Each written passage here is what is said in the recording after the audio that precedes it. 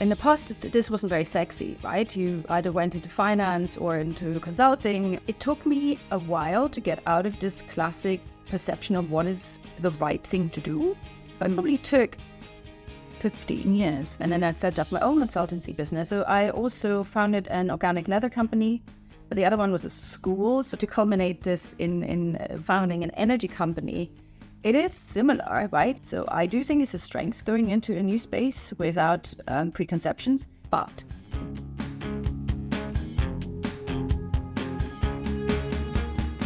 Welcome to Greater Than Myself. My today's guest, Ilona Ludewig, founded 4 different companies. Her last company became Octopus Energy Germany after she exited to Octopus, one of the largest green energy providers in Europe. Ilona shares in our conversations she's a deep believer of system thinking. She learned it growing up in a communist Germany when she had to barter trade everything, including apples and potatoes. She believes that when we think at a system level, it allows us to make unique connections, bring unique value to any sector, even sector we might not have experience in. Following this belief, Ilona built 4 companies across 4 sectors. It was consultancy, bilingual school, organic leather company, and green energy company. Today, Ilona is serving as a board member of multiple companies, and looking back at her life, she shares how we might already have everything we need to go and solve the world problems we really care about and make a real dent in the universe. Hope you enjoy the conversation. Thanks so much for coming, Ilona. Thanks so much for joining me. well, likewise. Thank you very much for inviting me. Great. So let me first start with, what do you think is a universal truth about us human beings that we're slow to realize? Well, now we're more aware of it, but I think it's connection in something that is always there, whether you feel it very distinctly or not. And it's something that people look for. That's instinctively what people want to give. And it does influence our personal lives. It influences business life. So that's the underlying kind of universal truth that we sometimes probably don't realize, but we influence and influences us. And when you say connection, you mean connection between other people? It can be connection between other people, between events, between concepts. So it's the mindset as much as being connected to others. Right. I guess it's some of the links to serendipity.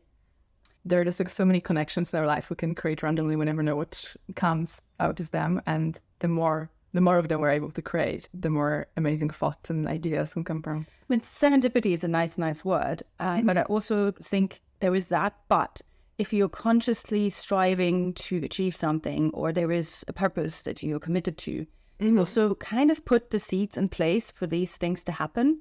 So you're creating the space in your mind, in the energy of the universe, if you're connecting to serendipity for these things to happen. So yes, but it's not just completely random. Right. But how do you think of it in terms of like change makers? Could I say everyone could be a change maker? Probably mostly yes.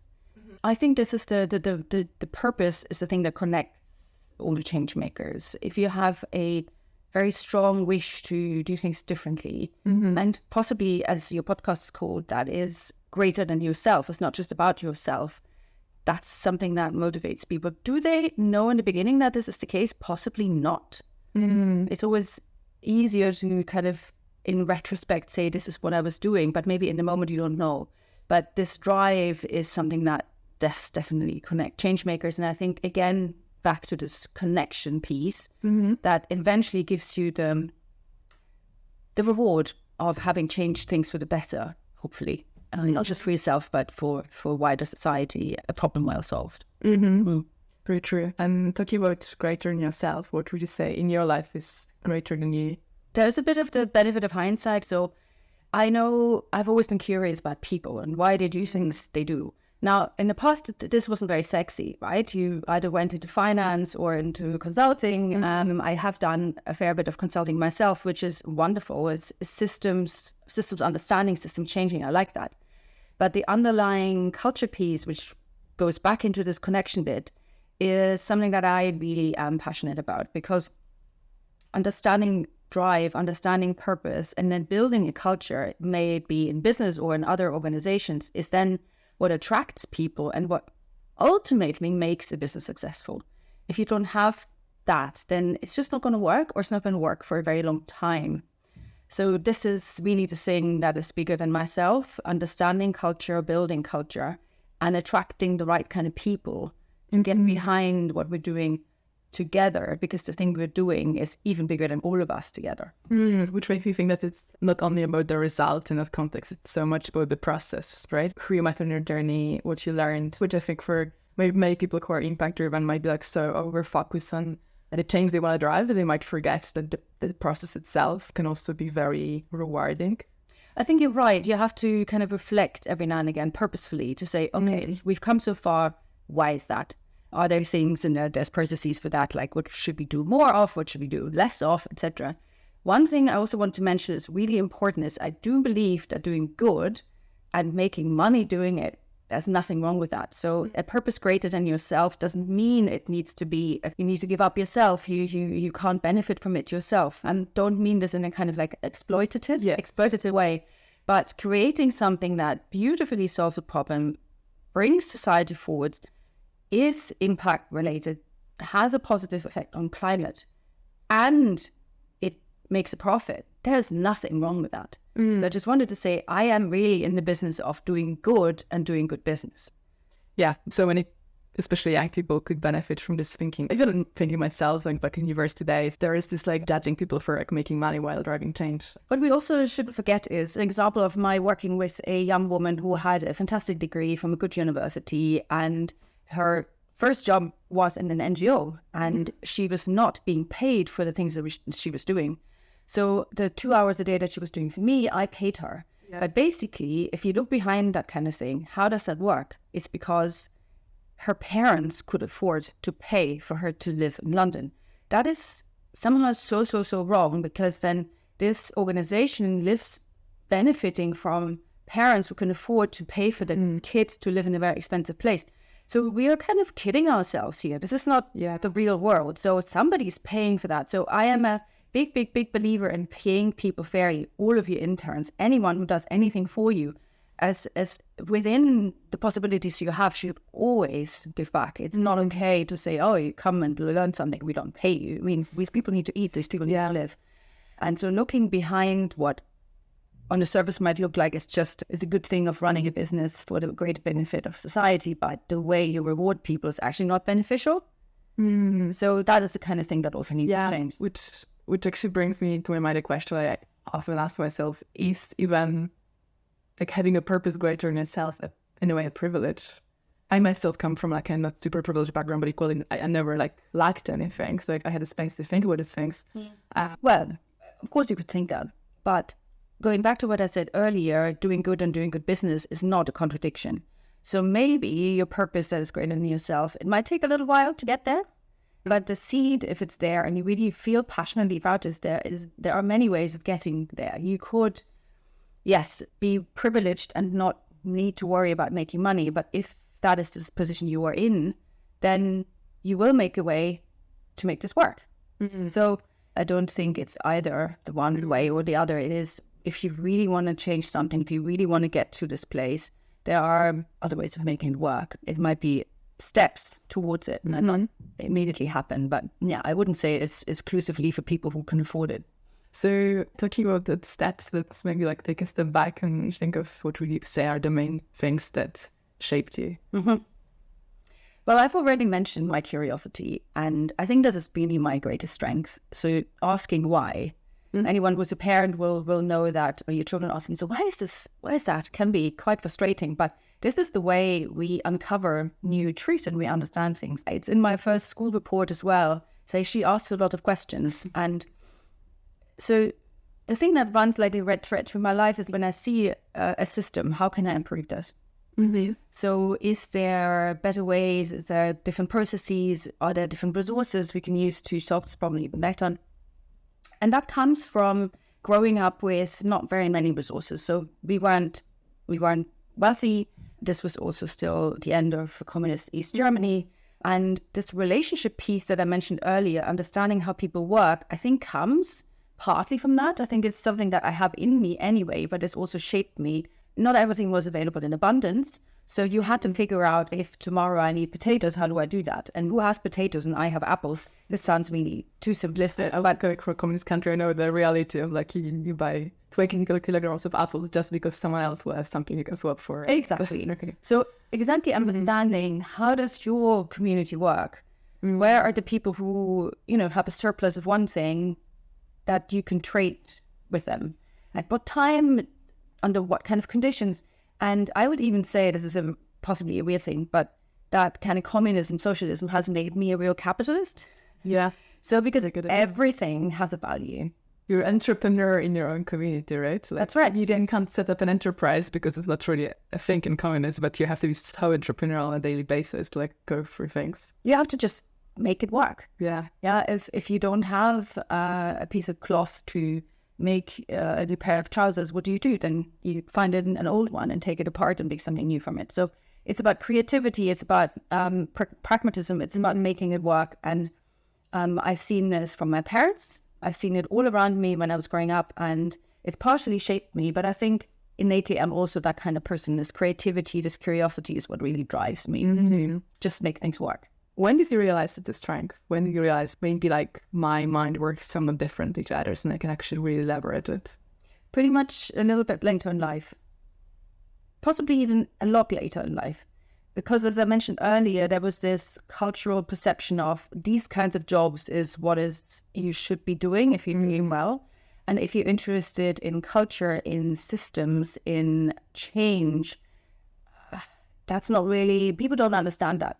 And I had conversations, even, when you're founding a company, I found it a few times. People would question why would you do that? Why don't you choose the path of just being employed? And it is a process, and just realizing that I can make a change and it's a positive thing, and it is bigger than myself, and it gives me a lot of joy, but also fundamentally changes the way people can consume the product that I make is amazing. So it took me a while to get out of this classic perception of what is the right thing to do.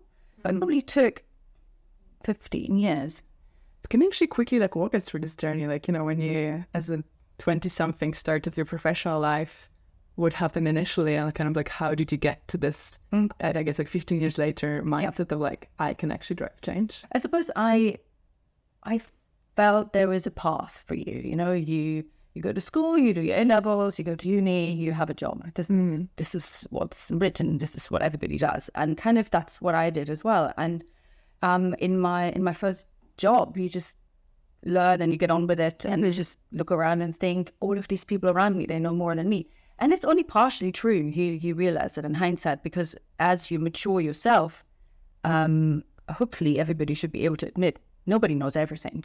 Honestly, it's one of the main things I've learned in consulting, everyone is improvising. People who you look after as a teenager think, oh, the adults know things, and then have to go and everyone is improvising, the CEO, the founder, everyone. Because every day is different. You just don't know.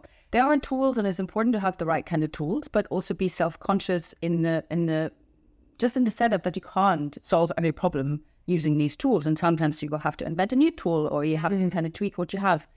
So the importance is just to know what you're not so good at, and then learn about this, and also surround yourself with people who are good at that. But what's really important is you have to look for the mindset. And that's something that has made me successful in what I did, is you do surround yourself with people who complement you, but you have to be absolutely aligned in mindset. So if I find someone who's very good at, making shoes, because I am getting into that business, but they're fundamentally not in line and don't care about, we want to make shoes for people who can only pay 20 euros. If that's not something they care about, then we're not going to get along. This is not going to work. Although they have the skill, if they don't have the mindset, if they're not into the purpose of what we're doing, then still it's not going to work. So it's very important. So how was it actually for you then? You mentioned that initially you followed the path that was somewhat designed. You've been to consulting. So I decided to quit a very good career and go back into education. So I left and I did an MBA. Something that not everybody understood. To me, it makes complete sense. I love continuing to educate myself. I think everybody should do that every now and again in their life, and just step back and create a new skill and really challenge themselves again. That was the thing for me. I kind of felt like I had explored the facets of what I was doing, and now I had almost outgrown it. I needed to do something else. I was curious what else is there. So this was adding some more skill set to my experience I already had. And I changed sectors as well. I went into the creative industry from a very technical environment I had previously worked in. And I was there then, this was after my MBA, the first business person these guys had ever hired, which was very, very interesting. And I loved working with them in this hybrid fashion. Say, I give you consulting on how do we develop as a business, but I was also very, very curious to work with the clients, to work in the creative process, in the work itself, which is something that I since then never stopped doing. So anything I get involved with, I always get to the coal face. So when I did a project for a European post office, I went on the bike with the person who delivers the post. And I have to tell you, I have such deep respect for the post people. They work so hard. They really know their community. They know when somebody's sick. They know where everybody lives. It's incredible. Knowing what's really going on, you can only do that when you're really in the thick of it, if you work on the coalface. So this approach of having the kind of intellectual part and the practical part coming together, this was the first time that I did it. I didn't do it consciously then, but I realized what a strength it is, and I have forever continued doing that after. So after helping this creative company, I decided, I want to work with more than one business at the time. And then I set up my own consultancy business. First company you founded, right? This was the first company I founded, exactly. And so I worked in innovation strategy, innovation management, looking at technology trends, digital service design. How do we make it easy for people to choose the right kind of product or service? So then bringing the benefits of this thinking to more than one company, I really, really loved that. So yes, I kind of discovered this approach as I was doing it, but I realized it's really powerful. And so now that's something that I always do, and it's part of my toolkit. And what changed then between this moment and the moment you founded the 400? I think it was just another bigger thing.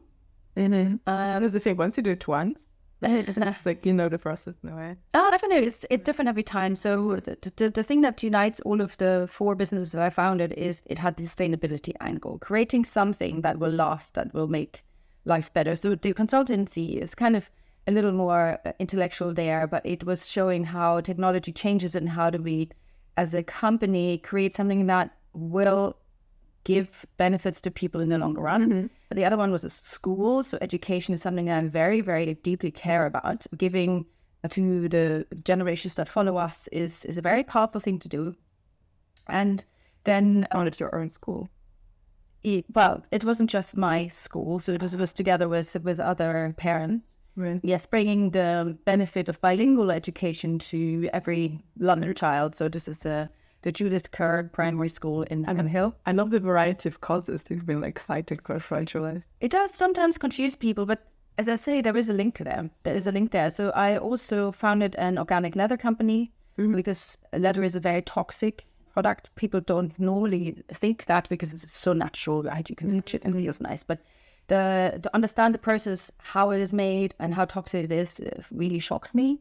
This was inspired in my work for the branding agency I was involved with, and seeing how in fabrics like organic cotton, a lot had changed already. And then ethical diamonds was a theme, but other fabrics like leather, that hadn't happened yet. So I just decided it's really hard to do and nobody has done it. That's probably what links it as well.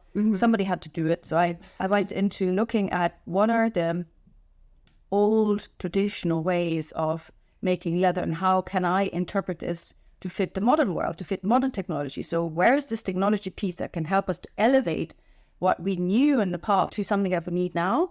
It's fascinating. I guess you've never had much experience with leather before. You learn somewhat that this is a toxic process. Yeah. And then you're like, I'm just gonna go and find out what I can do about it. What does it mean in practice? Do you just call some companies that produce leather and just visit the It is a combination of own research and then, yes, going to see people. So I did go into a tannery that was not producing it in a toxic way, just to understand how they do it. And I mean, to culminate this in founding an energy company, it is similar, right? You see there is a problem here. So the problem in energy was at the time that there was no transparency. People didn't know what they pay for and why, how it's generated. It just was set up from the kind of the mindset of a generator, like a coal-fired power station would set up an energy business. This traditionally was the case. So we were really, really lacking behind of what people needed in the modern world, which is like, I want to do this on my phone. I want to see exactly what I'm using right now. Some people don't want to know that, but some people do. But basically, it's easy. I can trust it. Nobody's ripping me off. It's always there for me. And if I want to go and understand it, it's visually presented. I can decide when I want to get in. I can decide when I want to get out. And that didn't exist. So in a sense, approaching the problem from the human perspective. So going back to the leather, it's I want to use a product that is good for me. If I choose this, I make a positive contribution, but I can put it next to my skin and not going to come out in a rash.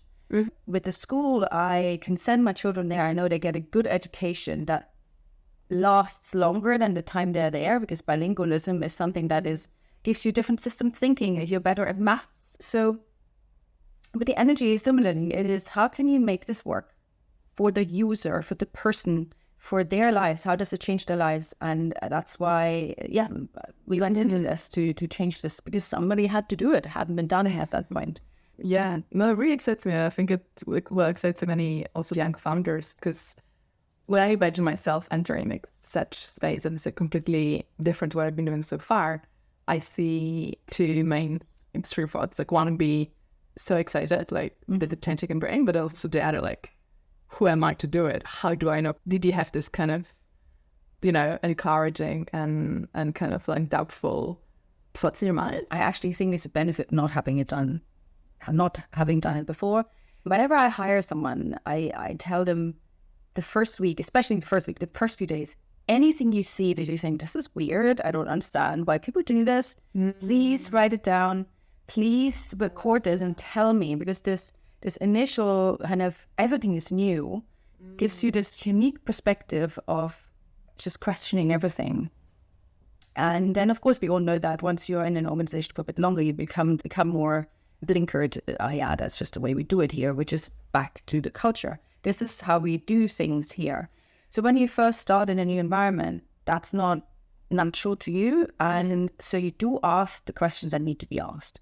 So I do think it's a strength going into a new space without preconceptions. It doesn't mean you can go into it completely naively. That wouldn't be right. So I knew already how to run a business. I knew that culture is very important. I knew how to set up innovation strategies and innovation management. So these were kind of skills that I had already, but I hadn't applied in a specific field. So if I then combine it with my innate interest for the user and understanding the barriers why people wouldn't switch providers, that gave me the ability to do it differently.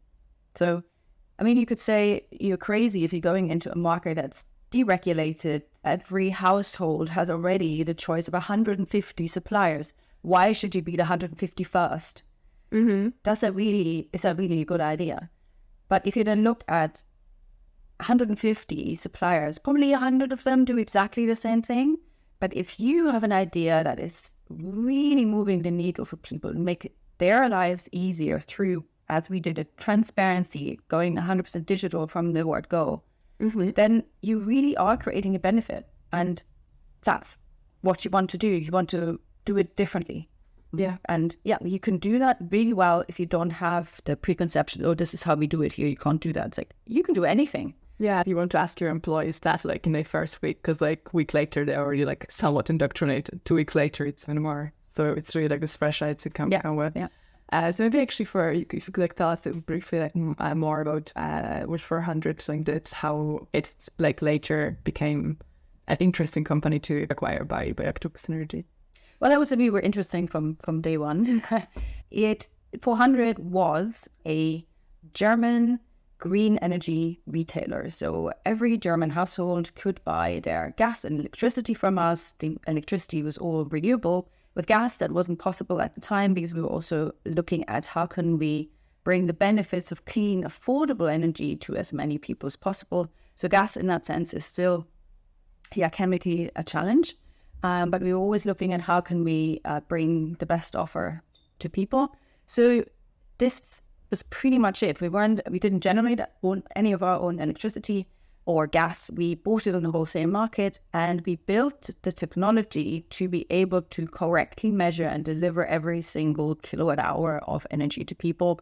and package this with great customer service and a digital interface that was easy to understand.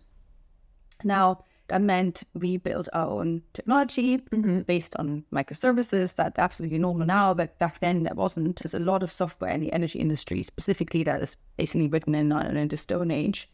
And you have to integrate with, so building these interfaces and seeing how can we still make this work to the standards of modern life when you face with Stone Age software. That was also very, very interesting. Why was it interesting for Octopus to acquire us? Well, they were on the hunt for going international. And the acquisition happened 4 years ago? Yes, so 2019. And they were back then still only in UK. They had already acquired a business in Australia, but we were their first non-English speaking foreign acquisition. And I suppose it was also checking how can you make it work in a different language. But fundamentally, the integration of technology for a different market is something that is quite complex, but is a good challenge to overcome. And well, we were so aligned with our values in general and with the tech strategy in particular that this acquisition made a lot of sense. So the question that I often get asked is like, was this what you wanted to do? It was like, absolutely not. We were on the way to make our presence global ourselves. Yeah. But in this case with Octopus, it was just kind of, it's almost like properly match made in heaven, right? And we're sitting there in this due diligence meeting and just saying, this is almost too good to be true, because we wanted the same thing. We wanted to use technology to really drive this. Greg Jackson says it's beautifully, like making a big green dent in the universe. So allowing more people to have access to this clean, affordable energy. So we were absolutely aligned with that, and that's why it made sense. It was not the plan in the beginning, but you never know what happens. So the curiosity, again, is something that comes through here. Just be curious. How does that benefit where you want to go anyway? Can you get there faster? And in that case, we were getting there faster. And as like a mindset, you pretty much like must have as an entrepreneur, like you must be open to new opportunities, right? Because if you're set in your initial vision, then you like very quickly from a startup turn into like an old company that's about to die and can't innovate anymore. It's a good point that you mentioned this, because I've seen it in some initiatives that you go in with enthusiasm and all your ideas and you look up all the details you could know about anything in your space, and then you just get going and then you forget to ever check again. So I gave a talk at Google relatively early in our journey saying, well, if you know what your product looks like in 3 months, you're doing something wrong. You just don't know. Yeah. And you possibly all your research and interviews and your own clever thoughts get you somewhere to start, but you just don't know what people really want. 400 now, Octopus Energy Germany is a very we set it up to be very values-led. And we defined our values really early, which was like, do good, be honest, and treat everyone fairly. The beauty of our values was also they also focused on, basically function as KPIs. Every business decision, you could look at these 3 values and say, does that work? Can we do this? So if you wanted to acquire another company, would that be the right thing to do? If we offer a tariff that is cheaper than another tariff, that wouldn't be fair to the people who are already paying more. So it was wonderful to have values that are so strong that people relate to, but that also were underlying KPIs for the business and its direction. So I encourage everyone to find exactly that. It's not just it's not just a thing on the wall, but it's really in everybody and it's in every function of your team. Is so important to have that. Yeah. Good principle of how you operate is, I think, both throughout the company level, but equally throughout the individual level. To start with, like, it's important, like, define our values at some point, because I think actually probably a few of us will do it consciously, right? Like we have some sort of unconscious system, I guess, but like actually like someone's like sitting down, like writing it. I think it's such a big value, writing his values. And also with time, picking back and see if, because they're not set in stone forever. And I guess the same for company, knowing if it requires some shifting. As in your case, building a global company was like a vision, but then when you came to this like important decision point of like, is acquisition what we want? You had this like high level or overarching values that like helped you to guide you through this, I guess, someone super difficult decision. It's actually the people with values that may actually even like take you back to when you were starting for 100. Like, what was you thinking then? At that point, you had added the organic leather company for over a decade. What made you decide, okay, there's a different problem I want to tackle now? Well, me as a person, I often work on more than one thing at the same time. So when we started out with 400, there were some initial steps to take that didn't take me away from the other things that I was doing. So I have a portfolio of things I always work on. 400 absolutely became the one thing I was doing at some point, but in the beginning, I was still involved in other businesses. So I did, when it really got going with 400, I did put the leather company in hibernation. It's still there. I could be awaken it at any point. Also, the same thing for my consultancy business. When I want to wake up again, I can do that. And I really, really do like working that way, because experiences from 400 can inform my consultancy business. My consultancy business can inform my leather business and the energy business. So it goes back to this curiosity, the different facets of looking at the same problem with different eyes. So to me, that makes sense. It's just how I always operate. We live in a world where everything is becoming like global and there are so many opportunities, and sometimes it's so hard to decide what you want to do. I think from my experience, like many young people struggle a bit with how you actually focus like on certain things, and like hearing your story of you may be in a certain period of time, you focus on a specific thing, but like throughout your life, you can really have this like periods of doing such like diverse things. As you were like jumping between these things, like was it like nice and natural for you, or were there any external critics? Well, I would say no matter what you do, you always have people who don't understand what you do. Even if you have just one thing you focus on, that in itself is not an issue. I think the voice is to listen to others who help you grow. Mm-hmm. So if there is a constructive, critical dialogue, that's really, really helpful. But not every comment, not every feedback you get is going to bring you forward. So there is no absolute answer here who you should listen to, but I think your intuition will also tell you. I remember specifically actually setting up the company that there was some critical questioning. Well, are you sure you want to do that? And but this and that. But I thought, you know what? I don't care. I really believe that building a business that gives people the possibility to have clean, affordable energy, that's greater than myself. It's the right thing to do. And I will want to do it whether or not you like it. So thank you for telling me. I know you're concerned for me. You want me to do well. I get it. But how can you support me now that I have made this decision? And that's the beauty. You can also do that. So you can ask important people in life to support you, even though they don't understand exactly what you do. And possibly over the longer run, they will understand and they will be as passionate as you about it. And that is a beautiful effect. Yeah. And you have to surround yourself with people who have this trust in you, that they might not understand your step right now, but they trust you enough as a person that will just like support you in whatever you choose. I have seen this, especially when I'm mentoring or I'm teaching people in their early 20s, when they just set out, this is the first job after university. They have a very strong voice from their parents that they want them to do a certain thing.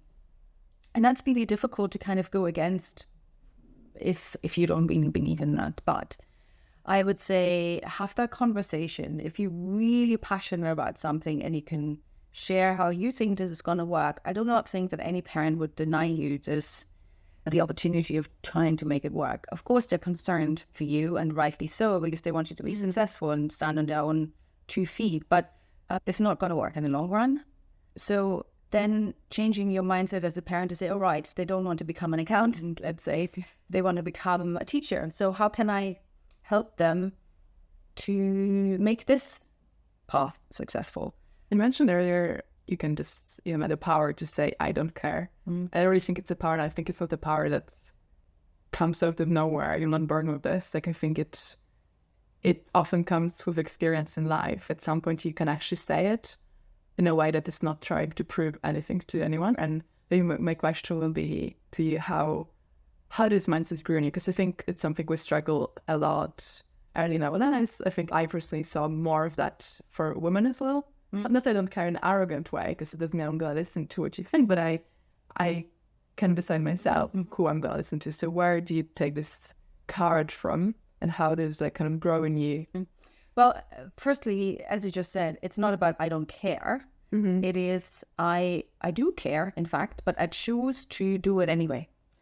And it's a principle that I have very successfully employed in our management team at 400. Say, we've had obviously very tough decisions to make, and the beauty of the team, it was 5 of us, is that we all have our strengths and weaknesses. We complement each other. That's why we are part of the same team. But we will not see eye to eye sometimes. We will have different opinions. But what was not a question was, do we fundamentally want this business to be successful? So what is the vision here? Where are we going? We want to supply as many people as possible with clean, affordable energy. So if you believe, say we should hire 10 more people, and I say that's not quite right, then tell me why you think you need to do what you need to do, and I tell you my side. So these are the 2 different facets of looking at solving the same problem. And the beauty of that is I do care about the greater mission, but I do not mind doing it in a way that I don't originally think is the right way to do. So that brings me back to this, like, I don't care, is say, I believe what I have to offer, what I want to do is the right way to solve this problem. And not everyone will understand. I am very happy to show you why I care and why my path is important and the right one. And if you want to really understand and listen and come on this journey with me, fantastic. But because I know this is the right thing to do for me, I'm also ready just to say, I understand you don't get it, but that's okay. Now, there are certain people who might not want to understand, and that's okay. Well, yeah, I think it reminds me of like something I learned, which is whenever you disagree with someone, but like, you know, that ultimately you're, I don't know, one team or something. If you take enough steps back, then we can get to a yes. So maybe there is a no on like how you want to do it.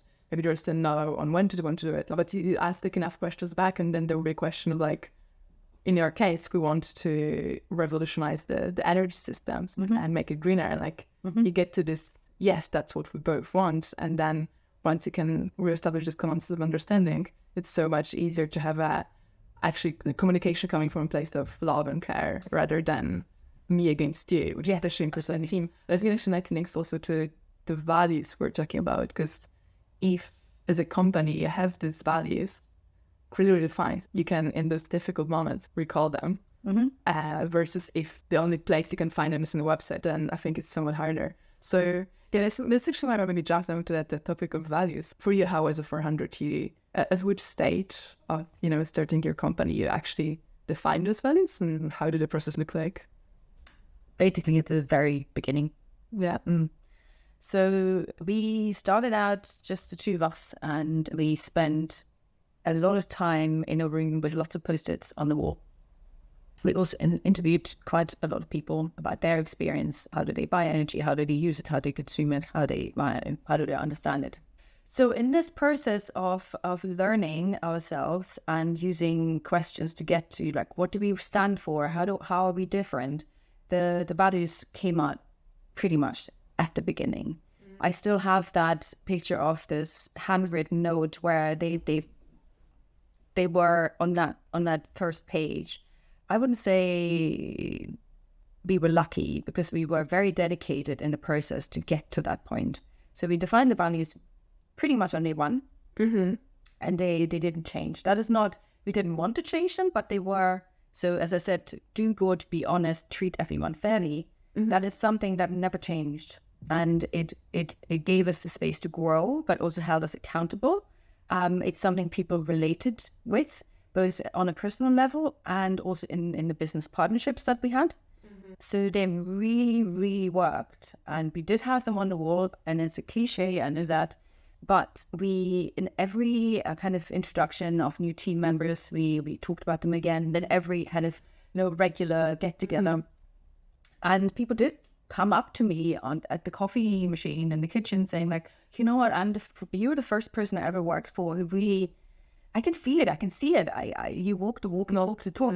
You really mean it, and the company means it, and I can see it in my everyday work. And that's when, as a founder, then you see like, it works. It means something to people, and it drives our business forward. So it's a KPI, it's your purpose, it's what attracts people to come and work for you, and it makes the world a better place. So, I mean, it can't be any better, really. Yeah, and there's like so much authenticity in it. Has there been a moment when these values saved you? When we are in a very strong growth phase, acquisition of another business is obviously something you think about, and it's a very valid and tried and tested way of growing. And so we were looking at this other business in the same space and thought, well, here's a way to get quite a lot of customers in one go, and let's do it. And it looked very good on a spreadsheet. And I distinctly remember the conversations that, well, it does look on a spreadsheet, but a spreadsheet does not cover culture. It does not cover values. And so our proposition was we had one very fair, transparent tariff. We charged extra for our services. And that was true for everyone, every one of our customers. And this business we were looking at acquiring, they had the typical, back then in Germany, approach of we get people in on a very cheap tariff. We lock them into a contract, and after a year, we increase the price to just kind of recover our losses. And at that point, often people leave to find another cheapest thing.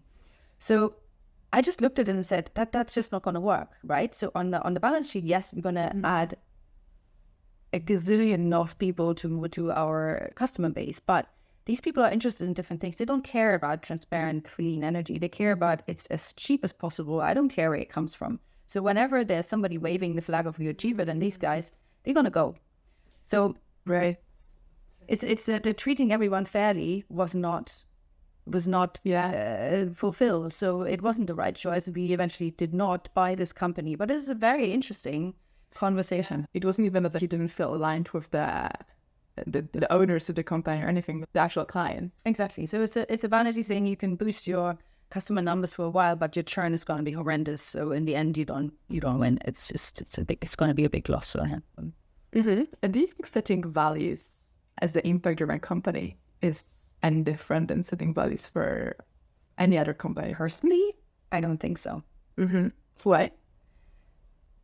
Well, it wouldn't be a value then, would it? I mean, what else would it be? So to me, the question would then be, should every company have values? And I think yes, because it describes what your purpose is. It's really important in terms of culture and how you attract the right kind of talent. It describes the problem you want to solve. If you don't have that, then you're kind of lacking direction almost.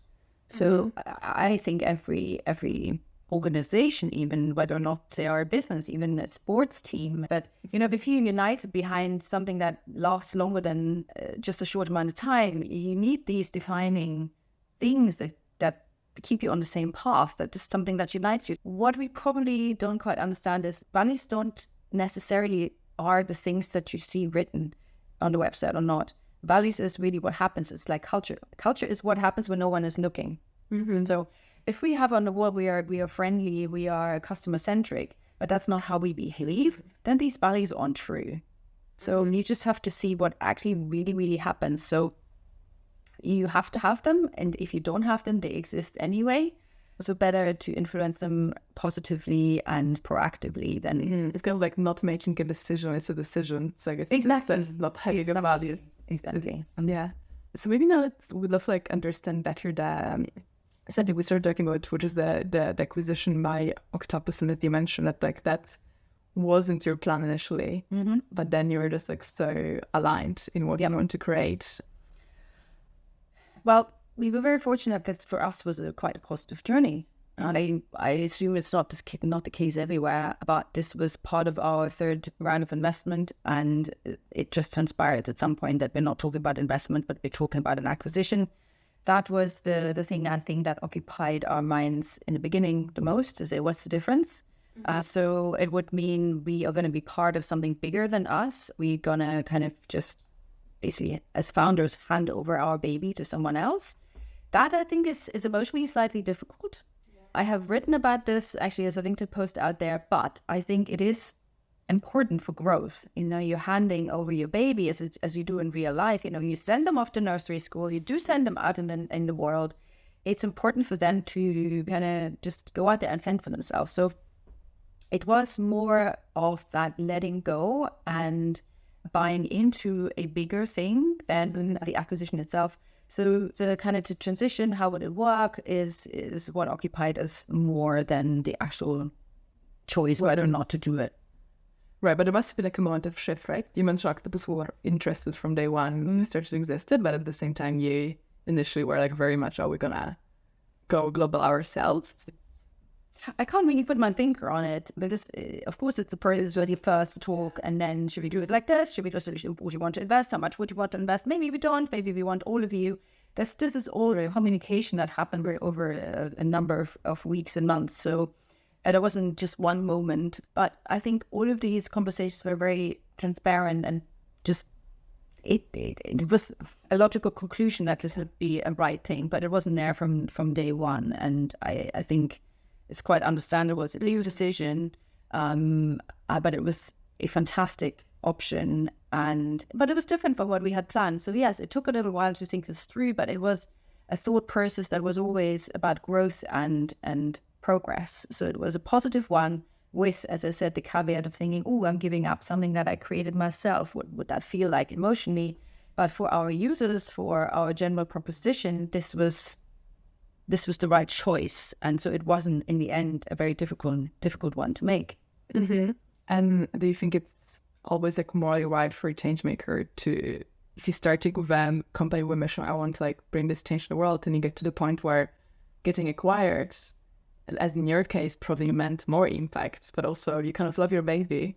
Do you think there's some sort of a moral dilemma? Absolutely not in this case, because the mission was bigger than ourselves, right? It was going global, but there's not only one way of doing that. Yes, we could have done it ourselves, or as we did, we got together with someone else who wanted to do the same thing. So you were then in a company and connected to another entity that has the same vision as you. So it makes complete sense. So it's not a moral dilemma at all. It really is quite the opposite. If you think about it, ego is something that doesn't serve anyone really well. And there are examples of startups where they start up with a good idea and being very humble, and later become a bit more like, oh, this is all about me, and how does it look on me? So ego isn't something that has a place there. If you really believe you want to make a change for society and serve decarbonization, then it is not about you. It's, yes, you handing over your baby, as I said, but it's also into a good space, into a bigger space. So would you think it would be in that case morally wrong to not do it, unless you know that there is bigger impact? In terms of the acquisition decision, could we have stayed independent and done it ourselves? Absolutely, that path was open, and we could have done it that way. Of course, we will never know, because that's not the decision we made. But that was also valid. That was also an option. We could have done that. I think it's probably something that many people who start companies because of some cosmic breakthrough themselves might face this dilemma at some point, right? Like, especially like the way modern business works, and there are a lot of big players kind of acquire smaller ones, and and I think if you start your business goes well, it's quite likely soon you will get some sort of like offer to get acquired. So what is your thinking on that in terms of if you had a mission, there's someone else who wants to buy it, you feel somewhat aligned? Well, maybe I can give you different examples. In a different investment round, we did have an investment offer and that was very, very, very good. But that came from an organization that wasn't quite aligned with what we were doing. So I think they wanted to get into that space for strategic reason. But I had my doubts about the people who were running it, about their own mindset, where they wanted to go. I didn't think they were really in any way interested in decarbonization. So we talked about this obviously in the management team, and looking at, well, the benefits of getting quite a lot of cash in is fabulous. But then you're getting somebody into your house who is not very much aligned with your values, and the risk of that re-establish is just too big. And so we said, no, we're not doing that. Again, this was led by our values to say it's not the right thing to do. It's not transparent. It's not treating everyone fairly, and it's not doing good, because the other investments these guys had made were, in our view, not good, not for the benefit of society. So making this decision was tough, but in the end, it is something, if as a young company you accept money from a business that might push you in a direction that you don't want to originally go, it's not a good thing. Yeah. So these conversations, I'm sure everybody who was fundraising has had, and these doubts everybody who's fundraising has had, but staying strong and saying, right, this would be the easy option, but it's not the right option. Let's not do it, and let's work harder now to find the right opportunity. It will make a massive difference in the long run. Yeah, I think it's amazing that you were so aligned with your team as well, probably because you had such a clear set of values from the beginning. Like you weren't in two minds. Wasn't like one of you probably was more like. Oh, we had a lot of discussion about that. As you do, you would always have like a plus and minus list, right? Yeah. So you say, of course, the benefit of being well-funded now versus not so well-funded until the next round, it has consequences. There are certain things you can't do. But then if you're being pushed in a direction you don't want to go, that's in the long term is not right. So it's the short-term gain versus the long-term benefit that we all agreed, made this decision not to go with these guys. And we were aligned in that in the end, but it did take a little while and a few discussions. Mm-hmm. Young founders can learn so much from you in terms of this, like jumping into a new space and exploring it. You mentioned the big upsides of that, right? So you could come with a fresh mindset, and you can question a lot in a way that someone who's been in the industry for years wouldn't. But there are, of course, also like drawbacks of that. Are you deciding to set up an energy company industry, have been working before? You, I guess, naturally don't have as much understanding of the space as someone who worked here for 20 years would have. For any like potential gaps that might come in this context, whether it was energy company or like organic leather, you being very fresh to the industry, what things would you do? What people would you surround yourself with? What actions would you take to protect yourself from this like gaps you might have and have them complemented maybe? So I've talked about mindset before, and this is the thing again to look for. I think an investor will also understand where your limitations are, but they invest in you because they believe you can overcome those challenges. You will have examples of previous experience where you will have shown that you're resilient and that you can do it. In terms of advisors, let's say, to choose again, it's like, do they understand what you're trying to do, and can they help you with a specific knowledge, but in a way that benefits your thinking rather than the other way around? So say, I don't know how to switch a customer from one energy supplier to the other, but there are systems behind the scenes that do that. So I had to just go and ask someone who has done this for 20 years, how exactly does it work? Okay, and here's the 10 steps to make this happen. And go through every step, listen to this and say, okay, I see that now. And all of these will have hundreds of intricacies, etc. So this will be somebody's already predefined optimum way of doing this. But that doesn't mean that's the only way of doing it. So from these 10 steps, they identify what are the 3 key ones and where can you tweak it to, say, make it faster, make it more transparent, whichever way you want. But choosing someone who is willing to share their experience without judging you is important. And then for yourself, just to kind of then uncover what else might I want to bring into the equation that's maybe completely outside of this sector.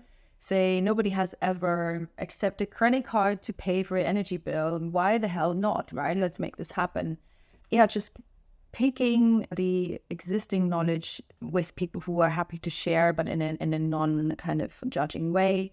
And then also look at new technologies and other suppliers who would complement your offer to make it even better than what already exists.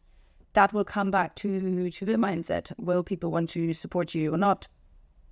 And fortunately, there's a lot of welcoming, curious, sharing people. So actually, one thing I just thought about, also don't forget the regulator if you're in a regulated space. So, I mean, like in Germany, the Bundesnetzagentur is the one that kind of governs energy and telecoms and all of that. They are interested in having healthy competition, so the market is, developing. So you can even go to these guys and say, I need some support, right? How does this work? What are the rules? And you can read through that. Go and check out these people as well. There's a lot of knowledge, there's a lot of support, there's a lot of willingness to make you successful. So it doesn't have to be your investors who probably are more interested in gaining in a shorter run. But look at the regulator. They want to stabilize this market. They want to make sure that nothing breaks down. So how do they expect you to do this? What are the tools they could offer you, and what some advice they might give you? Yeah, no, absolutely. So maybe like sum this up. What would you advise a young change maker who kind of as yourselves see the problem in the world that they think like, oh, I really want to tackle it, maybe doesn't have that much insight into that space yet. And then it's something like new. What would you advise them in terms of like what actions to take or what mindset to have? Well, first of all, there is no absolute answer. There is always more than one way of creating a solution. Then just try it, build it, and test it. Start small and see how people react, and then pivot on that. That's also, well, this basically experimental mindset, just curiosity, build it, see, does it work? Does it actually do what you want it to do? And if it doesn't, then throw it away and do it again, especially with technology. Also in our case, it was literally, you've built this all and then you see it's creaking at the edges. Don't be afraid of throwing it away and doing it again. There is no right or wrong way of doing anything. And possibly there might also not be anyone to tell you how to do this. So you might just have to figure it out yourself. So if you're looking for an absolute answer somewhere, that probably doesn't exist. So have the courage to do it. What could possibly go wrong? Maybe don't bet all of your life savings on it. Find some support, but just go and try it. Just go and do it. You have nothing to lose. I have seen, because I'm judging entrepreneur competitions, there are people who are really going from one 5K fund of some sort or grant to another. I think that's very limiting. Please, people, just don't be so dependent on that. Just like maybe do one accelerator and then just learn from this and just get the hell into real life and just do it. Now just hangling it from water. Exactly. If you really want to solve a problem, just go and solve it. You don't go from one accelerator to the next. Those are was like grants into F. It's that random alphabet. Exactly. So then you will never get there. So then it's just a bit of a vanity thing. If you really mean it, just get a bit of support in the beginning. Nothing wrong with that. But then go out and do it, because that's where you really learn. That's where you really make the difference and you make it work. For sure. What would you advise 20-year-old Ilona? I am right. I was right about a lot of things. I should have just been more, just a bit more gutsy and say like, well, I'm going to show you. I'm going to go out there and do it. I have done it, but possibly a bit later than I could have. So my 20-year-old self, I tell her again, your ideas, your instincts are spot on. Just go and do it. Just bet on yourself, right? Exactly. Awesome. And then the last question I asked all of my guests, if you had a superpower and you could force the whole world to read one book, which book would it be and why? So if you're coming more from the traditional background of like, this is how things work, you're an economist, that kind of thing, markets regulate themselves, go and read Misbehaving by Richard Thaler. It's a behavioral economics book. It's really one of my favorite ones because in the equation of market regulation, what we forget is the human being, and the human being is not rational. So it's very wonderful and lots of examples as well. And he's an economist himself, the writer. So that's a great one. I'm enjoying at the moment reading Algorithms to Live By. Fascinating, intellectual, curious thing, talking about algorithms that work for computers, but how as a human being, our lives also work that way. Is it more like a psychological or technical? Neither. It's I wouldn't be able to give it a stamp. It's definitely a non-fiction book. Just being ready to change your mind and being open to seeing other facets of the same problem is the important thing, and always stay curious. These two books definitely do that. Amazing. Thanks so much for your time.